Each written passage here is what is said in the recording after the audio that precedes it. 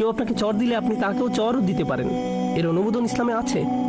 প্রতিশোধ ইসলামে অনুমোদিত, কিন্তু ন্যায় বিচারের স্বার্থে ব্যক্তি পর্যায়ে না হয়ে বিচার ব্যবস্থার মধ্য দিয়ে যেতে হবে, এটা ইসলাম অনুমোদিত।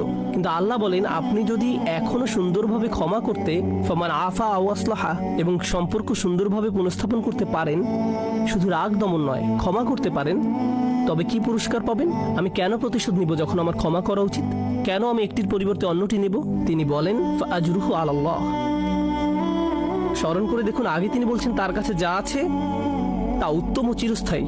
এবার তিনি বলছেন, আপনি যদি কাউকে ক্ষমা করতে চান, আপনার রাগ দমন করেন, এর পুরস্কার এত ব্যাপক যে এটা বর্ণনা করা সম্ভব না। শুধু এটাই বলা যায় যে তা আল্লাহর কাছে আছে। আল্লাহই আপনাকে দেখবেন, আল্লাহই আপনাকে দেখবেন। এর বর্ণনা এতই বিস্তৃত যে শুধু এটুকুই বলা যায়, আল্লাহর হেফাজতে আছে আপনার পুরস্কার। সুবহানাল্লাহ।